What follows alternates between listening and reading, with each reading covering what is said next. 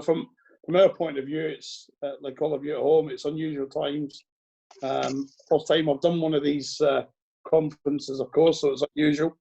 But like yourself, stuck at home, but what's the players been doing? Then they've got a daily plan, so they need to go and walk through that plan. They need to report on it. And of course, we can have periodic spot checks, which we do.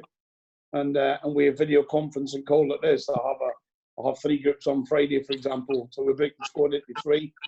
And we'll have everyone sort of, like we're doing now, everyone giving an opinion how it's going, how the work is going, what they think of the systems that they're doing, how they're feeling mentally, are they ready to come back? And we obviously have to tell them make a programme that not realistically going to be back for 3 or 4 weeks, but when we're back. Hello, young man. How are you? Good. Yeah? Up the jewels? Yeah. And so from that point of view, it's, we're working hard, and the time that, of course, the government said we can go back to work, then we'll be back the same day, if not the next day. And obviously, before we get into questions, I'm sure you're still working hard on whether it be players or tactics or looking back. You're still doing plenty of work yourself, aren't you? Yeah, I think, as you know, Henry, a lot of it is laborious. I've watched every 90 minutes or 95 minutes, 96 minutes of every game we've played this season, every game. So I'm starting to run out of games and times in terms of the current squad. But the reason we do that is to make it simple for us, whether we like them or whether we're not. It becomes almost you have to distance yourself from being a Gills manager to just being a football manager and saying, would we sign this player? We know a lot about them character-wise, so would we sign them? Do we want them to go forward with us? And there'll be some tough decisions in the current squad as it is. Easy for the loan players. They'll go back to the senior clubs, and we're very grateful to have had every one of them. So, but tough decisions to make on that. Plus, of course, we'll be looking at lots of footage that have sent to me, videos of, and a lot of Y scout systems as to players that we're looking at potentially trying to sign. So doing a lot of character checks and that. So for myself, it's been a very busy one, but totally offer space here at home. Nice one. So what we'll do first up, we'll go round the houses here for questions, since I haven't get as many questions. All the dads got a beer in, Henry. I got a beer. Nice. Everyone got a beer in? I'm on the sea, I'm on duty. Oh, that's all right. Yes, all right. That's permitted. What we'll do, we'll go to Craig first, although he's turned around his camera, so I don't know if you can turn your camera around, Craig, but if we go to you first for the first question, if you can hear us. Yeah, got it. Hello. Hello, Steve. What's first the of all, name? sorry? Who's this? This is Craig, this is Ellis. We've been season ticket holders for a couple of years now. First of all, thank you ever so much for you, squad, doing, and the team behind us. You guys have been fantastic this season. It's been refreshing. I think Little Man's got a question to actually ask you, if that's all right. How are you and your family during this virus? I think it's very tough for everyone, Ellis. It's very tough for our children, like your dad with yourself, and everyone wants to be outside, don't they? And go and visit some relatives and go and play in the footy and doing all the different bits. So it's very tough for everyone. But my family is touching wood here as I speak to you from a table, but our family's good, and we're in good shape. So someone else has just walked in. Someone else has come in. I think we've lost the signal to young Ellis. But Ellis, so we're doing a bit. Nice one. Yeah. And Craig, anything you want to say, my man? Yeah, actually, it'd be interesting. Obviously, off the record, Steve. What do you think of the refereeing this season in the league? It's frustrating from the stands, and obviously you can't say too much, but it seems to be getting worse and worse in the fans' eyes. I mean, I know they've got a tough job as it is. I've had to ref my game myself, not obviously at that level. But what do you think? It's a good question, Greg. I think the football, the referees body, the PGL, are more disappointed themselves. One, and the reason they're disappointed is because we've got the Premier League referees, and then we have a secondary group behind them in the Championship. And they're exclusive to the Championship. So all the guys and girls who were good at officiating in League 1 and 2 were snapped up and taken away to those two elite groups, and that's what they're called, the elite groups. So therefore you're taking a lot of promising referees that just lack that experience and know-how. But a lot of promising referees, some that are coming up from none. And many people I've spoken to, whether that be the coaches of the referees, whether that be the assessors of the referees, have said they will be good referees, but we've had to bring them up because there's no one else. And so, you know, the champion, everyone complains. They complain in the Premier League, as you know, we all complain. It's a difficult job, but I think it's fair to say that since they put the 2 elite groups, then we're probably getting the worst that's been in the Football League for a little while. And that's just consistency and different things. These men and women will be good officiators and good referees and sister referees in time. But, you know, when we're playing for the 3 points on a Saturday now, or up until a couple of weeks ago, then we don't really understand that they'll be good in 2 years' time. But the system has changed now. So maybe when we have this evolution of this season, it's just hopefully finishing in next season, then we'll be into a cycle where it'll be a little bit better. Okay, cool. No, Gaffer, thanks. not too many yellow cards for you this season, is it? I think I've had too many as a chairman. So every time I get one, I notice my wages are a little bit lighter, and you shouldn't get any. No, you should never take it to that stage. But I think I've lost a little bit as well is that a lot of the guys in the championship and the referees, you get to know them really well, whether that's on courses, whether it's they come into your football club and assess, not assess, but they come in and look at what you're doing. They look at in terms of how you're doing training, what you would talk about officials coming in the Saturday as part of their learning curve. And a lot of the ones I know better are now in the Championship of the Premier League. So there's a lot of younger officials coming up, and we need younger people officiating. It's a young man's game now, but not as many yellow cards, but shouldn't have any really. Nice one. So we'll go to Reese next. Reese, how you doing, pal? What's your question for the Good, manager? thanks. Hi, Steve. Hope you're all Oh, well. Reece. What's the most challenging obstacle you've had to face while managing Gillingham? Oh dear. I don't think it's an obstacle, Reece. I think when I first came in, we all know some of the fans that want me around, and they don't want me around because I'm animated on the side, because I'm passionate, because I care, because I'll fight for my football club, and but I've done that everywhere I've went, and everywhere I've went, whether that be initially down to Crawley or up to Rotherham, Leeds, Mansfield, every owner has said to me, you're going to have to turn the fans a little bit. And so it's followed me everywhere I've gone. I don't get frustrated with that because I think you have to earn the right in life and everything you do. But what has frustrated me a little bit is I see managers get appointed that have never won a promotion, never getting near the playoffs, never done anything. We saw them in good budgets and they get cheered in and not so much cheered out. Okay. And one other question, quickly. What have you been doing to keep yourself busy, like whilst in isolation?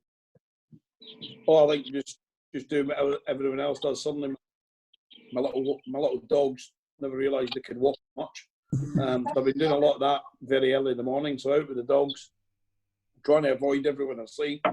They take that good advice that we're getting, and then I 100%. I think I'm the Jamie Oliver of our house. I think I'm the best cook. I think the wife's threatened food poisoning 3 or 4 times in 2 weeks. I think like all those guys, my garden is looking like Wembley. My dog's legs are shorter. Mine's are certainly shorter, and it's only me and Sarah, my wife, at home now. So trying to avoid each other for as long as possible at times, just so you get through the day. But in all seriousness, I have a study here at home. I have several people that's been in my family home. I realise I have almost kitted out like an analyst room, 3 or 4 big screens, and I've got videos running. I've still got agents putting players into me very, very regularly.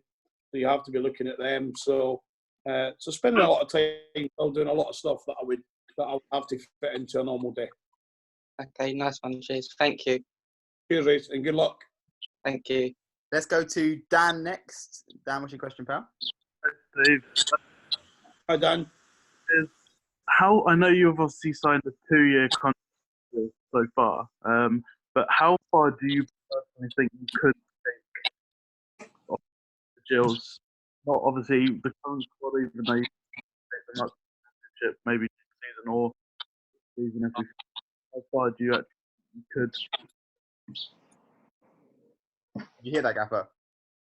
Yeah, I think was a question. I'm signing for 2 years, and How far do you think you can take them? how far in can we theory, yeah, go? And yeah.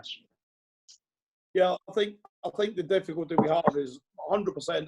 There's two beliefs to make. I think the gulf, as we know from the Championship to the Premier League, is massive, and we can all recognise it. But I think the biggest gap that's in the football pyramid today is from League One to the Championship. You're going against playing who we play in League One every week. We can be at Wimbledon, we can be at Wickham, we can be at Southend, and they're all very good clubs in their own right.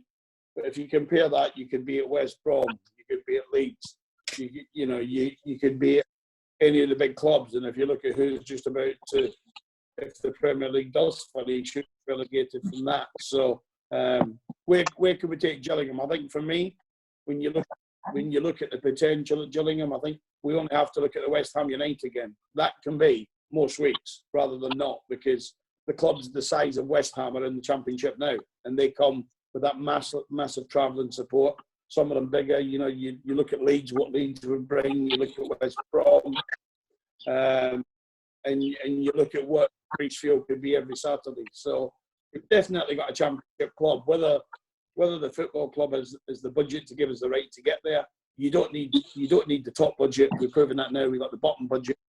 I still think we're fighting for it. It's a small chance, but we're still fighting with the chance. And we didn't get all our recruitment right. We got most of it right, not all of it right. So if we can maybe bridge that gap a little bit more in terms of the budget, then we could certainly be in real contention to go to the Championship. And then the funding alone in the Championship, as the chairman said, some of them are owned and controlled by very rich people. A lot of them are not. Then it's been really prudent, and we love the opportunity. I kept rolling them up there. We are bottom three budget in the Championship and done quite comfortably there. So where can we be? The answer is it's certainly a Championship club if we've got all the ducks in a row, for sure. If you don't mind, just one more. No, really, it's having the yawn there. Go on, Dan. You say it. Yeah, of course. Pick one other club apart from the club you've managed. Is there one that you would like to manage? Celtic. Well, other than Celtic, yeah, Glasgow Celtic would be the club that can. I find a lot of story. I can remember manager Leeds United. Then we hosted Bolton Wanderers at home and we beat them. And the manager of Bolton that day was Neil Lennon, who was a brilliant Celtic player and now the current manager. And he was just talking about the size of the crowd, the noise at Ellen Road, how well we played, and he said, "I'm so jealous of you." Well, when Celtic changed, not recently, but when Brendan, who's a good friend of mine, Brendan Rodgers, decided to go to Leicester, just down the road from me, and Neil Lennon get the job, then I was really envious of him. So Celtic would be the big one. I always had a burning ambition to manage Peterborough because it's my wife's home city and where I've lived on the outskirts for the best part of 30 years. But no, there's no other club that I hold a burning ambition to manage. I think it's just, I like football. I try and manage as best you can, and only by delivering positive and success do you get an opportunity to go higher in the football pyramid. Hopefully that's with Gillingham. If it's not with Gillingham, then you hope to do well enough that someone recognises you can do a good job for them. Thanks, Steve. And Gaffer, how many more years do you think you'll be managing for? So without, I know you've talked to me before about maybe in a few years time, whenever that may be, going to a director of football. How long do you think you'll be on the touchlines for? I know you like it so much. Yeah, I think the answer to that is you will know. I think I will know myself. I've had the opportunity to be a sporting director at Championship level. I've had the opportunity to be a sporting director representing a club at MLS all in the last 18 months. I didn't feel I was ready then, and I'm not ready to step upstairs now. I think, if you looked at possibly a club like the Gillingham, it would need to be in the Championship to be able really to have a need for a sporting director of football, because we have our chairman who's very hands-on. We have Tom Lawrence, who's very hands-on, and at this level, there's not the budget or the finance around to have many of them. So a few years yet, Henry, I hope. Nice one. So we'll go next to Simon out in Canada with the incredible Gillingham background. Wow. He's not in the stadium, don't worry about it. No, I don't right. break into a stadium. Nice to meet you, Steve. Simon, I'm good, thanks. How are you doing? Nice of you to do this. Yeah, good thing. It's amazing, isn't it? Amazing. Yeah, it is. It's nice that even through sort of all these rough times that everyone's able to still kind of connect and actually sort of do more and find some positives in this. So it's really good of you to do this. My pleasure. My question would be, obviously, I mean, we know that the chairman, he's always been, been careful with his finances to make sure that we're operating within what's really available to the club. And he's been quite vocal right now about, certainly some of the top tier teams helping some of the lower leagues, League One, League Two, to survive. What are your thoughts on the impact that really this is going to have on the whole of the Football League? And coming out of this, obviously, how concerned are you that, that we as a club are going to have, the finances to really, continue to kind of push in the way that you've been able to do so far? Well, there's a number of little questions in there that make it one big question. But I think football will come through this, because I think we'll all come through it. And probably at the minute we can't see the wood from the trees. We were all perhaps hoping that in the UK the 3-week lock-in would be 3 weeks. My personal view, I think it's going to be 5 or 6 weeks at the minimum that we're going to be locked in, because we have to first and foremost beat this virus. But I think where it'll probably be streamlined a little bit is the big clubs. The chairman's right to address it and say the big clubs will remain strong. They've got wealthy benefactors, so they'll breathe through this. And you only hope that they can't come and pluck the cherries from the branches quite easily, and it has to be costly to them. So that's number one.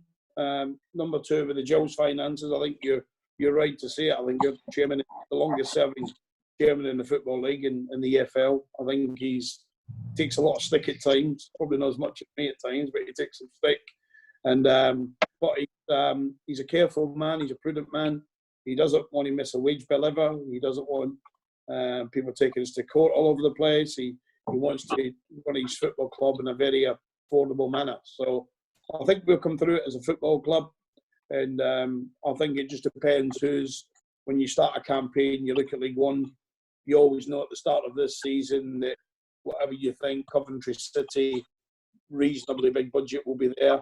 Oxford, reasonably big budget. I know what the budget is at Rotherham, so I'm very, very good friends with the chairman. And you look at that top 6, I know what the Peterborough budget is, and it's a fantastic chairman and Darren McAntony who spends his money. And that's not knocking anyone. But I think when you look at league tables all the way through the pyramid, it's very unusual when a team who's not playing towards the top end of the budget scale is at the top end. I think because money attracts players, it attracts infrastructure where players want to come. But there'll always be the odd one. If you look at the job that Gareth's done over at Wickham, they're the ones in our league that's outperforming perhaps where they should be. And I'd say we're probably the second one in doing that, where we are, given that we are the lowest budget. We're probably £700,000 below the annually behind the likes of Wickham. But we can afford to pay what we sign and what we get, and we would always rather have it that way than have a Berea, a Bolton, or clubs we winding up orders and not paying wages, and that wouldn't be what Gillingham Football Club under Paul Scally is about. Well, fair play. I think given the circumstances you walked into, given how tough it was with the fans, I think you've done a fantastic job.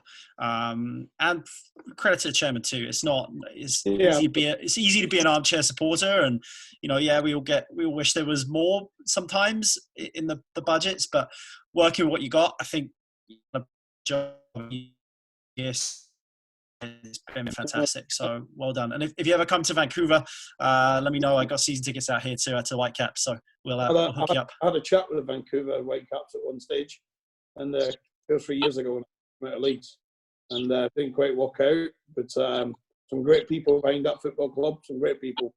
But they tell me, is Canada having a rough time, as rough as it is here?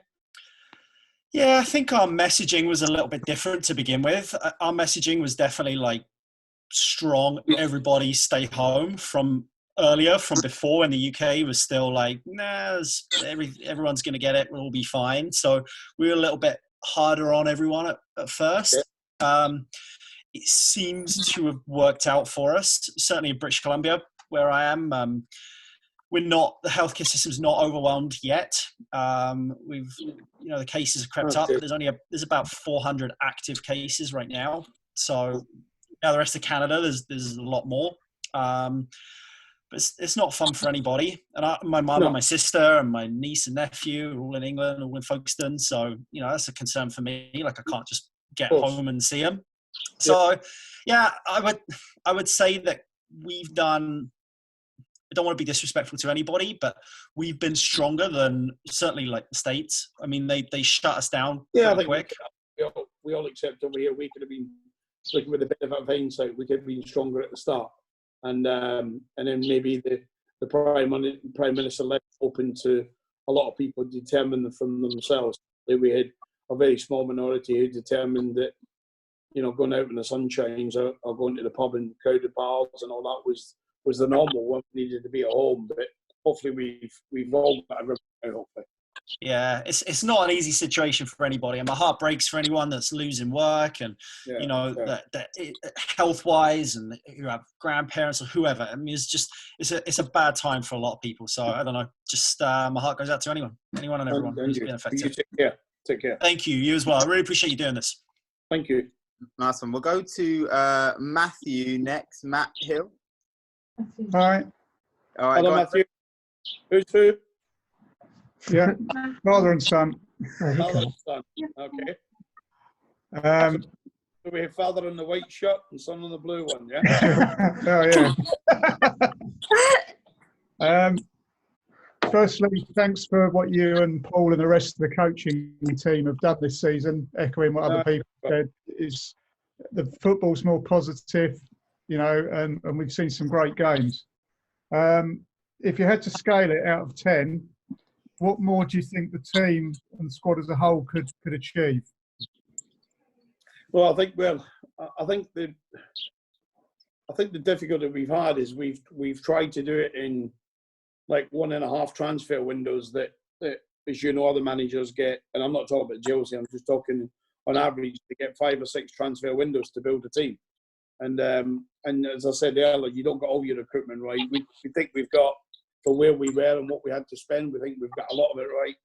But we're certainly about 25% of that out in terms of the quality of the type of player we'd be out. But I think we're probably, and I'm not being disparaging to any team, but I think we're probably 6-7 points away from where I think we should be. There's 4 games that spring to mind to me. Blackpool at home, 2-0 ahead and drew 2-2. Tranmere away, 2-0 up, drew 2-2. And the 2 defeats to AFC Wimbledon. One we should have won 8-0, and the second one we just weren't very good. So no excuses. And we congratulated AFC on the day. So we take that on the chin. But if you just added those points up alone, you're something you could be looking at 8 or 10 points, which we would from the first. So we've been close.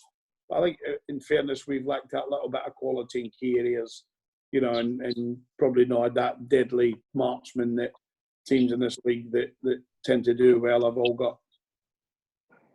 Yeah. Anything else you want to say, Matt? What do you guys think?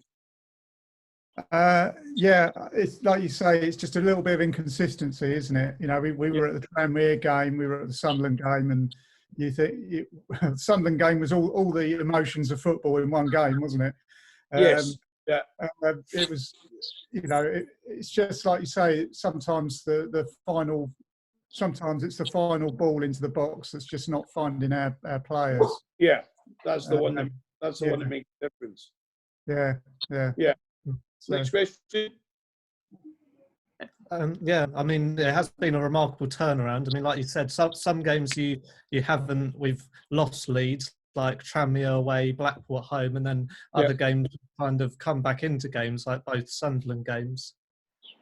Yeah, I think you're both right. I think you're done right. There's been that little bit of inconsistency. We've had that run of 3 or 4 wins that puts you you can be mid-table and it puts you right in there, and you think the form's really good, the performance is really good, and then you suddenly have a throwaway bad result, and it is a bad result because I've always said to the players, when you start at the beginning of a season, 3 points in that opening day is as valuable as 3 points.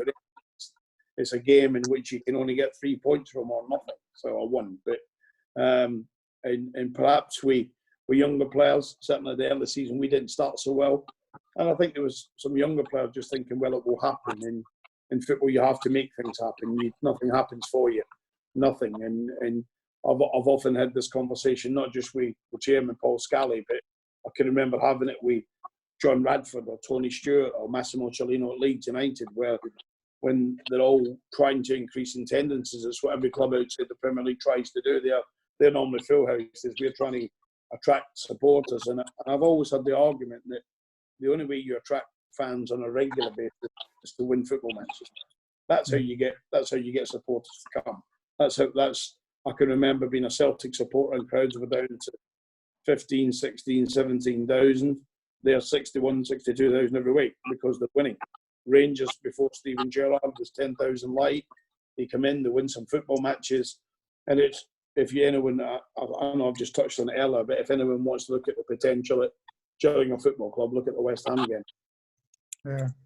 Yeah. And I think the other thing that does hinder us sometimes is their geographical position, being so close to London.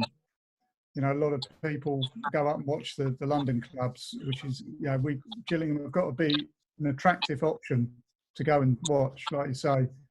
I used to get. Well, I get frustrated when I'm driving into Priestfield on a match day, and I'm seeing people walk to the train station, and they've got their Arsenal shirts on and the Tottenham shirts, and away they go, And but all we can do is try and win some football matches that all of a sudden they might come to a midweek game, and suddenly they might think, I'm getting better value here than what I am travelling up to London, and I'm getting no affinity with that club other than probably my granddad supported it, and therefore I should support it.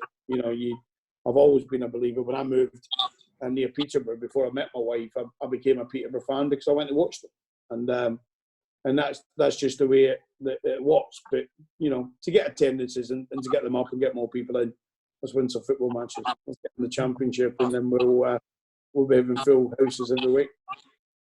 Good, great. Well, thank you very much, Steve. Yeah. No, thank you two guys. Gaffer, you talk about driving on a match day. Obviously, you moved down to the area, didn't you? When you come, you always talk you praise the Gillingham people, the public, quite a lot. Just briefly tell these guys how important it is for you to live in the town, be what you've made of the people of Gillingham as well.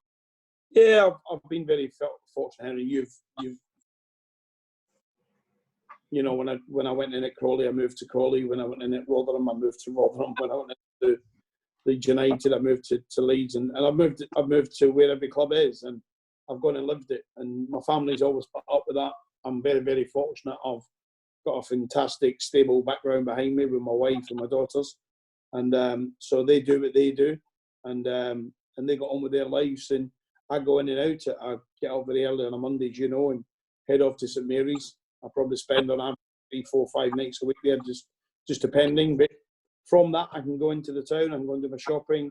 I can walk up into the town centre, and I'm invigorated by the people because I think they remind me so much of Glasgow, not Peterborough, but Glasgow. And people tell you what they think. It won't be the first time I've been. It could have been any supermarket, but I was walking around Asda. So it could have been. It won't be the first time I've been walking around Asda when people have been stopping me and telling me what substitution I should have made on the Saturday or who I should play on Saturday coming. And I've never minded that. I would rather, if I get the opportunity walking around a supermarket or when I play golf with Neil Lennon or something like that, I'm not shy in telling him who I think should be in the Celtic team. But I do it as a supporter. I don't do it as the knowledge that he's got. But I do it for the best intentions. I want the team to win. Nice one. So we'll go to Jake now. We'll go to Jake and then we'll go to Luke after that. So Jake first. Okay. Evening, Steve. Hi, Jake. Evening. Thanks for everything you're doing. Brilliant job. Jake, thank you. I hope you're looking after yourself and your family and everything. Yeah, I think everyone, Jake, it's tough, isn't it? Yeah, no, it is. Yeah. We live out in the country a little bit way outside of Peterborough, and I go walking my little dogs, which normally my wife would do, but I obviously go off on the journeys. And over last weekend when the weather was nice, I'm walking around corners and I'm taking people in the middle of a field having a picnic, 10 of them. And I'm just shaking my head and I feel like going and saying something. But one is I've probably got a bop in the nose and I'm not a fighter. So I'd run away if I could run. And but it's just not right. I came back to the house furious. I think it's not right because, you know, we're looking at young Elliot there on the screen and people like that. We're trying to protect his granny and his granddads and his mums and his dad, all of us. So the answer is, Jake, like everyone else, trying to get through it.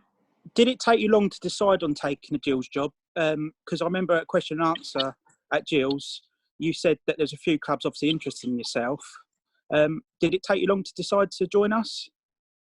Well, I was probably having conversations with Paul Scully for about 3 weeks, and I had an opportunity at that stage to go to China, but it wasn't in the Super League, it wasn't in the Premier League, it was one below. The money was fantastic, but the reasons for not going was, one, the family. I don't mind being 2 hours up the motorway, but you know, my wife's got a career of her own and she gets on with that and manages the family in the house.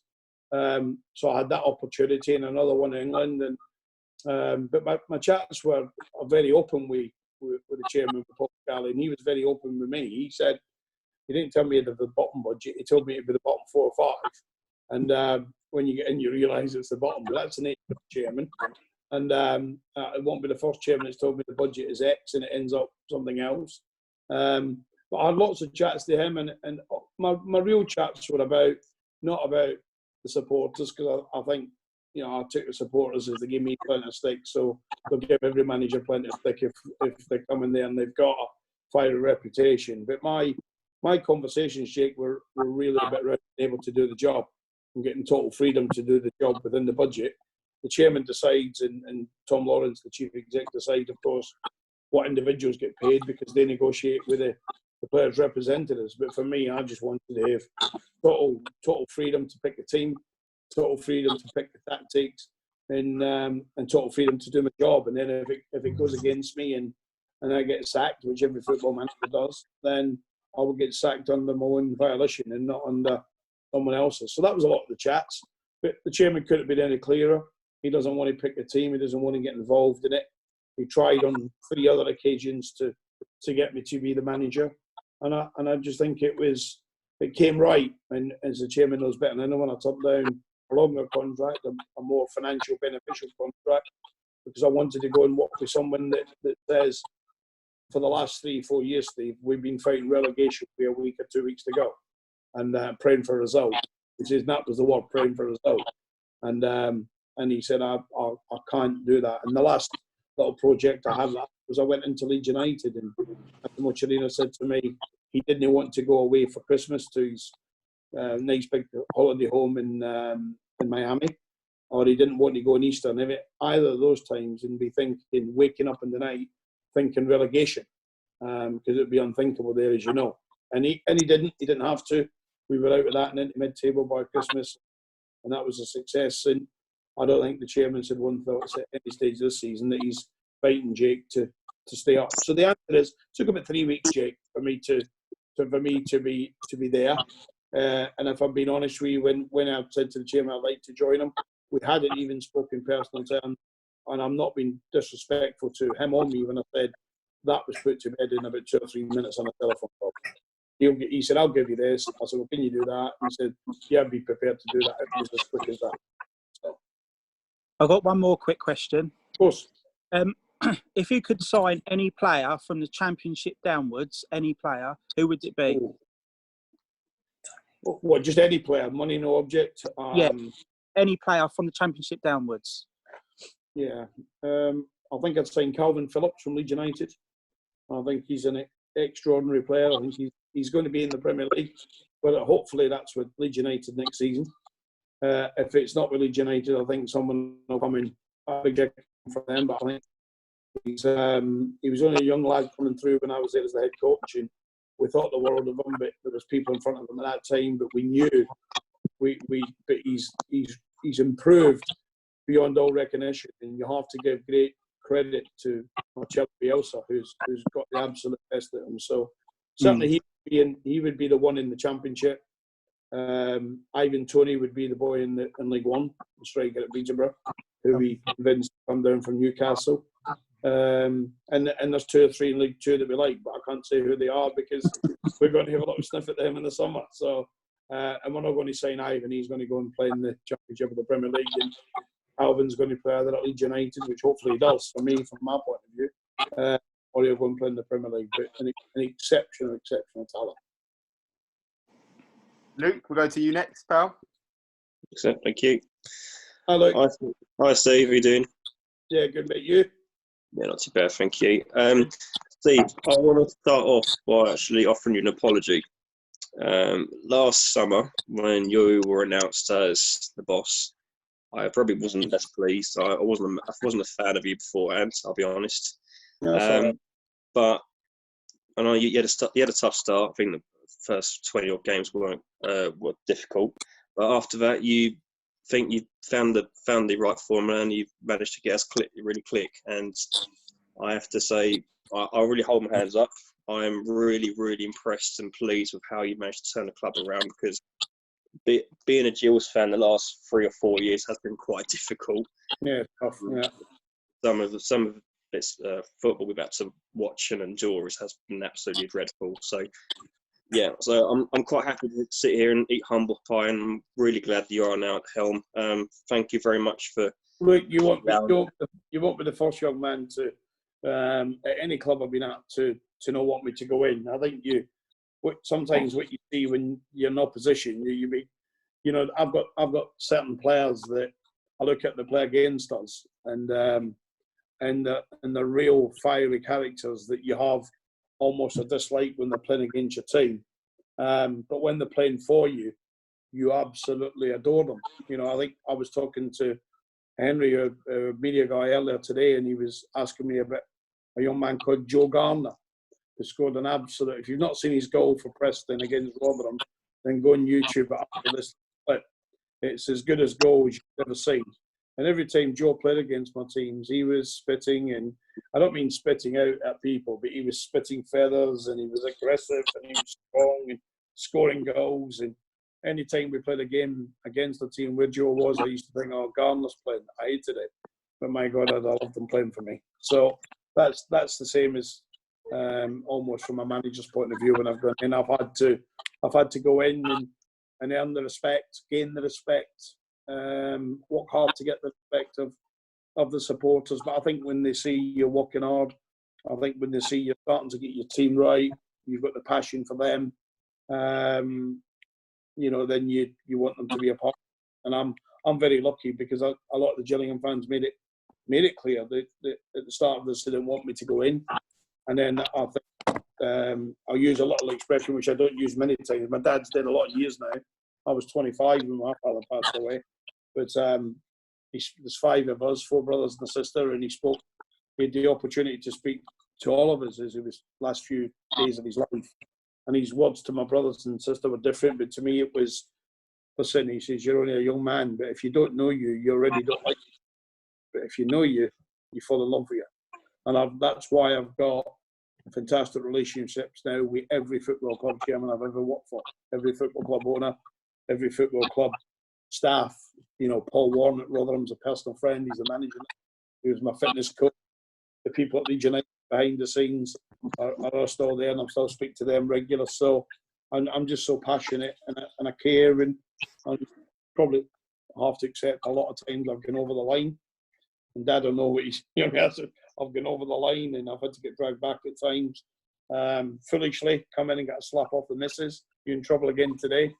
And but from that point of view, it's I really, really care about Gillingham Football Club, as I've done at every club that I've worked for. And every club, if I leave Gillingham and go somewhere else, and I come back to Peacefield, I'd want to win. It's the nature of me. I wouldn't be getting too close to the arena men, though. If I went 2-1 up, I'd be walking quickly the other way. Well, with regards to questions, Steve, I want to ask you about recruitment for next season. Are you happy with the core of the squad and just looking at adding 1 or 2? Or are you thinking that maybe if we don't make it, which I'm sure we will. We have the faith. Yeah. But if we didn't, are you looking actually maybe? Well, there's a few areas I want to really strengthen moving forwards. Yeah, I think you can do the. You seem like a bright young man. I think you can do the calculations if you live the Gills, don't you? You look at how small our squad is. We've done that deliberately so we can get a little better quality of player in. Our loan players will all return to their parent clubs. I think we've got about 6 or 7 contracted players for next season. There's 3 or 4 lads that's out of contract that we need to make a decision of first and foremost. And if that decision from me to the chairman and to Tom, which would have been happening now really, if we'd been going on with football, is to get them in, then they'll speak to the representatives after I've spoken to the player. I only speak to the player really about football. Do you want to be a part of it? This is what we're trying to do. This is where we're heading in.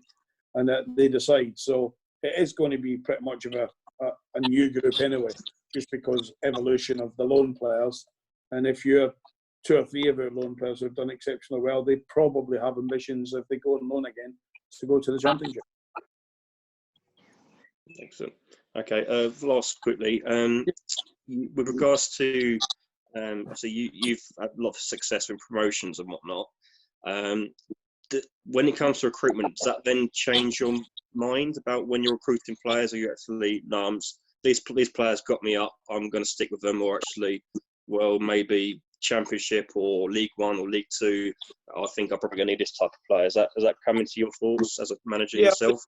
I think there is gaps. I think there is a big gap between if it's League One to the Championship. I think in an ideal world, when you go through a promotion season with your group, and if you get promoted, Peterborough's fighting for an whole club, and you look at Mark at Coventry, Paul Warren, a better friend, a good friend of mine at Rotherham, they're fighting for that. Carl Robinson, they're all fighting for it really, for that place. But when they go up, they'll change a lot in the squad because the gap is big. And when we were up at Rotherham, we decided to keep a lot of the squad in place. But what we found is 6, 7, 8, 10 games in, we were losing 2-1, 3-2, and it was either a mistake, not quite good enough, repetition of the same players making the mistakes, or been found out because you played against better players.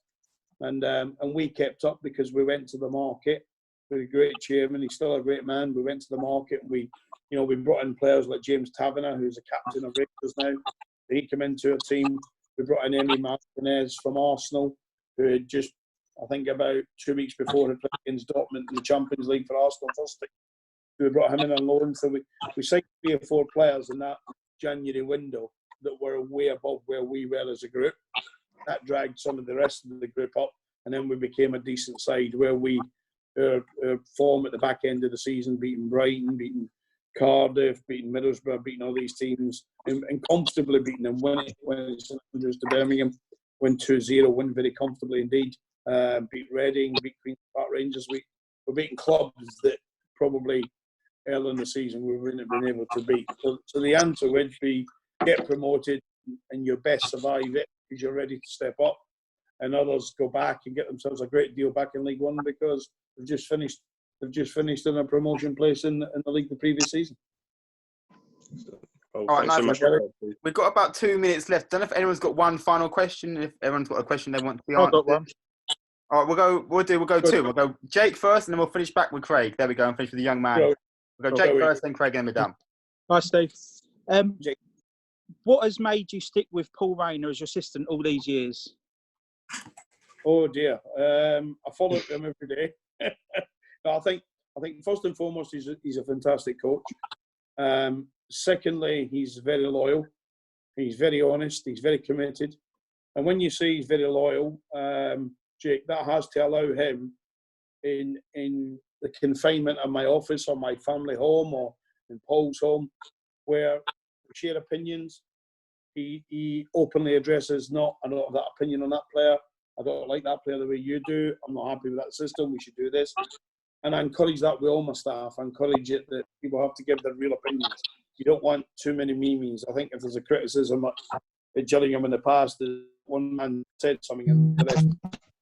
Whereas I've always encouraged you have an open dialogue. So the answer would be fantastic coach, Jake, very loyal, respected by all the players. And that's the main reasons. Friendship, Yeah, I'm friendly with him because I've been 16 years with him, but I've not socialised with Paul quite genuinely, probably for 7-8 months until socialising other than the odd night out at Priestfield. So it tells you it's a friendship that'll be there for life, but it's a fantastic professional relationship too. Thanks, Steve. Nice Thank one. you. And Craig, finally. Yeah, just going back, when we look at past, seasons with Gills players, the main star has been a striker. I think personally, from experience of looking at other players and other fans' perspective, the two main ones have been Ogilvie and Tucker. How good can they be? Oh, it's a great question, Craig. I've just done a separate podcast on the media, which I don't normally do podcasts, and the same question was asked about Tucker and Ogilvie. I think if you're Leeds United, Conor Ogilvie could play in their team tomorrow. He could play in their team tomorrow, and they're going to the Premier League. That's my opinion, and that's not knocking who Leeds have got.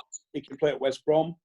He could play with anyone in this top group, fighting at the top end of the Championship. Jack is a young man. Could he step into the Leeds first team now? At my humble opinion, he's not quite there in terms of the two centre backs they've got. Liam Cooper, who was my captain or captain in games, or that when Saul wasn't around, fantastic centre back, and he's playing in there with a young boy called Ben White, who's on loan from Brighton. So I had him loan last year at Peterborough United, and I thought then he's going to be one hell of a player. I think Liverpool have reportedly bid 15 million for him. But if Ben White leaves Leeds United, then if you were Victor Orta, who I know, you'd be coming looking at a Jack Tucker. But for Jack to go at 20 years old and be part of that squad or the West Brom squad or something like that, that would be natural evolution. I think Tucker can play in the Premier League, and I think Ogilvie can play in the Premier League. They've still got to improve. They still need to work. And when we came in, Jack Tucker was being released. He was on the release list. Conor Ogilvie was playing left back. I watched him a few times, as you probably did. He was awful. He wasn't coached. and the way that he should have been at the fans forum was shaking out. I remember some of the guys I remember, as I said, he wouldn't play left back for me because I couldn't see it when we first joined. And then one day in a training ground game, I just said to Paul, I said, listen, no, Conor Ogilvie's took on a lot of the good stuff we've been teaching. Just put him in a couple of back four defensive situations. We'll talk him through it. After 2 weeks, we progressed him enough. We thought he's ready now. He's not looked back. He's on. I've had calls about Jack and Conor from good managers in the Championship, really good, solid managers. Not asking about anything else other than the character, because I'm not going to give another manager opinion on a footballer. He has to respect them, like them, and want to say. All I can say is both are fantastic young professionals. Ogilvie's had 7-8 year upbringing at Tottenham, and you can tell, real disciplined guy. And young Jack Tucker is a boy that probably a bit like young Elliot probably takes his ball to bed. I think Jack Tucker does take a ball to his bedroom when he goes to bed, and people chuckle at that. I think it's a great for such a young man. Has to be said. A lovely family for him to sign a contract extension. His family said straight away, he's Gillingham through and through. He's been here for years. We want him to sign. If he's good enough, he'll earn his corner in time. And that's what I'd have advised my son. And he's delivered some outstanding performances. Both of them are. It's a great question, Greg.